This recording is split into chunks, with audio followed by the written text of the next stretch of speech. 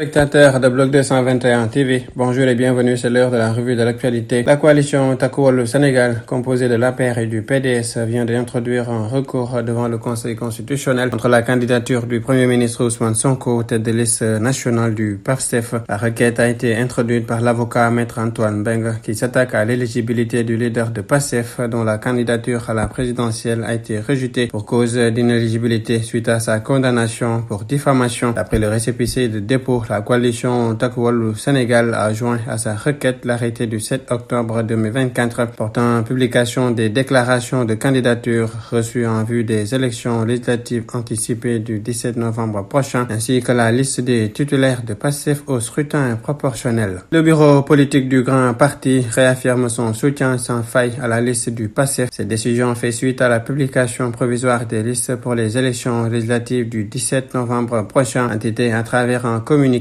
appelle à la responsabilité de tous les militants et sympathisants pour une mobilisation constante aux côtés des forces vives du changement afin de garantir le triomphe de cette liste pour une victoire éclatante des valeurs communes, celle d'un Sénégal souverain de progrès, de paix et de développement au service exclusif des intérêts des populations. Nous sollicitons un vote massif et populaire en faveur de cette liste de patriotes engagés pour une assemblée de rupture et de transformation, mentionne le texte. Le ministre de l'Éducation nationale, Moustapha Mamba Guirassy, s'est dit très satisfait dans l'ensemble de la rentrée des classes 2024-2025. Après une visite lundi de quelques établissements scolaires de l'Académie de Dakar, il a souligné que malgré les départs massifs d'enseignants dans certaines régions, une approche extrêmement importante a été initiée par le ministère pour garantir le même nombre d'enseignants afin de permettre l'effectivité du Ubitei Djangtei. En revanche, Moustapha Mamba Guirassy a noté qu'il y a encore certaines écoles dans certaines régions qui sont malheureusement dans des eaux. Il a assuré que son département est en train de travailler sur cette question afin d'apporter des réponses. Le bulletin de vote traditionnel utilisé lors des scrutins des différentes élections au Sénégal sera maintenu pour les législatives anticipées du 17 novembre prochain. C'est ce qu'a indiqué lundi à Dakar le ministre de l'Intérieur Jean-Baptiste Tine à l'issue d'une rencontre avec les acteurs politiques et la société civile. Le général Tine a présidé lundi après-midi la 3e réunion avec la société civile et les acteurs politiques dans le cadre des préparatifs des législatives anticipées du 17 novembre prochain. Cette rencontre s'inscrit dans le cadre des discussions préparatoires et des consultations permanentes avec les différentes parties prenantes en perspective de ces élections. Il a rappelé qu'une proposition avait été faite pour revoir le format du bulletin de vote en raison du risque d'inflation des listes électorales dû à l'absence de parrainage. Cependant, aucun consensus n'a pu être trouvé au terme de la rencontre avec les acteurs politiques de la société civile, a-t-il informé. L'actualité hors de nos frontières. Le vendredi 4 octobre, les forces armées maliennes ont identifié et neutralisé une colonne de véhicules appartenant à des groupes armés terroristes à mi-chemin entre les localités de Tine Essako et Tine Zaouaten. L'état-major des armées maliennes a rendu public l'information. Il a précisé que l'opération s'est déroulée dans le cadre de missions de surveillance du territoire. La colonne de véhicules détruite est composée de pick-up et d'un camion chargé de munitions et de carburant. À leur bord se trouvait un grand nombre de combattants armés, a-t-il expliqué. Le 7 décembre prochain, les Ghanéens iront aux urnes pour élire leur prochain président. L'actuel chef d'État, Nana Akufo-Addo, arrive au terme de ses 2 mandats constitutionnels. Il a accordé récemment une interview à la chaîne de télévision France 24. Au cours de l'entretien, le journaliste lui a demandé s'il n'a pas eu envie de modifier la constitution pour s'octroyer un 3e mandat. La réponse du dirigeant a été un peu plus claire. Il dit ne pas faire partie de ces genres de dirigeants. Une personne a été tuée et 5 autres blessés lundi lors d'une attaque de missiles russes sur le port d'Odessa dans le sud de l'Ukraine qui a touché un navire civil battant pavillon des Palaos, a indiqué le gouverneur. L'ennemi a tiré un missile balistique sur un navire civil battant pavillon des Palaos. Un Ukrainien de 60 ans employé d'une société privée de manutention a été tué. 5 autres ressortissants étrangers ont été blessés, a-t-il posté sur Telegram. En sport, le Sénégal prépare sa double confrontation face au Malawi les 11 et 15 octobre prochains. Comptant pour les éliminatoires de la CAN Maroc 2025,